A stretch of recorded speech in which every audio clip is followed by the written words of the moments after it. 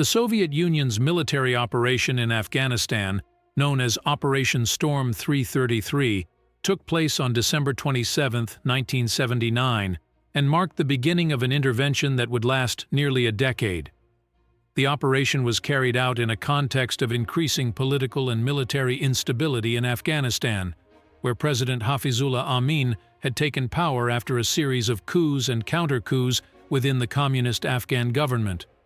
The Soviet Union, concerned about the direction of the Afghan regime and fearing greater Western influence in the region, decided to intervene. In this video, we will specifically discuss Operation Storm 333, an extremely precise and rapid mission designed to eliminate Hafizullah Amin and secure Soviet control over the Afghan government. The operation began at 7:30 p.m. on December 27, 1979. The execution of this operation primarily fell to the KGB's Alpha Group of Spetsnaz, Group Zenit, Group Grom, the 345th Guards Airborne Regiment, and the Muslim Battalion, a special forces unit composed of Soviet soldiers of Muslim origin, selected for this mission due to their ability to integrate and operate effectively in the Afghan cultural environment. The plan of the operation was to storm the Taj Palace, Amin's presidential residence, located on the outskirts of Kabul. A total of nearly 700 Soviet personnel participated in the operation, commanded by Soviet officers Vasily Kolesnik, Yuri Drozdov, Khabibjan Kalbayev, Grigory Boyarinov, and Valery Vostrotin. Weapons used included the AGS-17 Plamya grenade launcher, 4 BTR-60PB, 7 BMP-1, and 4 ZSU-23-4 Shilka anti-aircraft systems. At 7:30 p.m., Soviet forces began their advance toward the Taj Palace. The operation was carried out with a high degree of coordination and speed.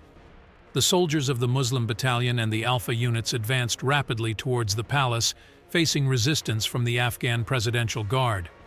The confrontations were intense, and during the operation, about 200 Afghan guards were killed, around 1,700 guards were taken prisoner, and a few managed to escape. Inside the palace, Hafizullah Amin was in a state of confusion and desperation. The Soviet forces managed to penetrate the residence and, after a brief but violent combat, took control of the building. Hafizullah Amin was seriously wounded during the assault and subsequently died from his injuries. His death marked the end of his brief and turbulent presidency.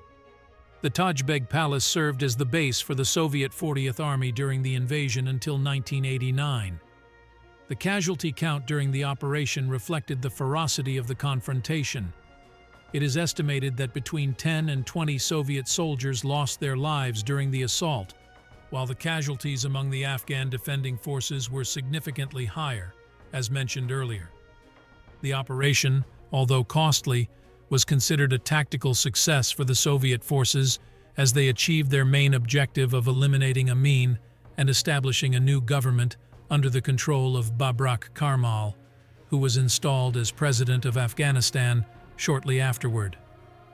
Operation Storm 333 stands out as one of the most effective military actions in the history of the Soviet armed forces. However, it also marked the beginning of a prolonged conflict that would have profound repercussions for both countries. The Soviet military intervention in Afghanistan became a long and bloody conflict, lasting until 1989 and leaving deep scars on both Afghan and Soviet societies. One of the lesser-known aspects of the operation was the use of the Muslim Battalion, officially named the 154th Separate Special Detachment, which was selected for its ability to operate in a culturally similar environment to Afghanistan, with soldiers who spoke local languages and could integrate more easily with the population.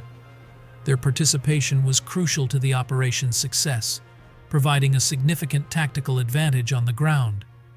The Soviet casualties included Captain Grigory Boyarinov, Captain Dmitry Volkov, Captain Gennady Zudin, Senior Lieutenant Boris Suvorov, Senior Lieutenant Andrei Yakushev.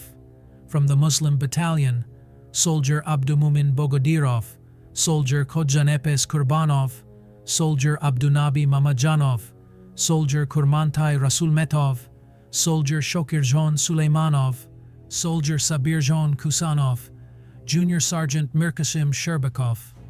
From the 9th Company, Guard Corporal Amangeldi Kalmagombatov, Guard Soldier Vladimir Savoskin, Guard Soldier Valery Kashkin, Guard Soldier Mikhail Shelistov, Guard Soldier Vladimir Povoroznyuk, Guard Soldier Vladimir Ochkin, Corporal Oleg Golovnya, Junior Sergeant Alexei Dvoynikov. The impact of Operation Storm 333 and the subsequent war in Afghanistan had lasting effects on Soviet politics and society, contributing to the eventual collapse of the Soviet Union in 1991.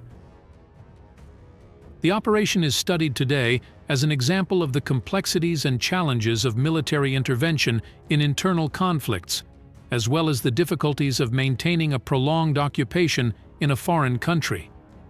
Specifically, in the case of Afghanistan, which throughout its wars also called into question not only the Soviet military might at the time, but also the eventual defeat and evacuation of the U.S. Army in 2021, leading to the Taliban's rise to power. Thank you very much for watching this video. As always, we invite you to subscribe to the channel, share, like, activate the notification bell, and we will see you in the next video.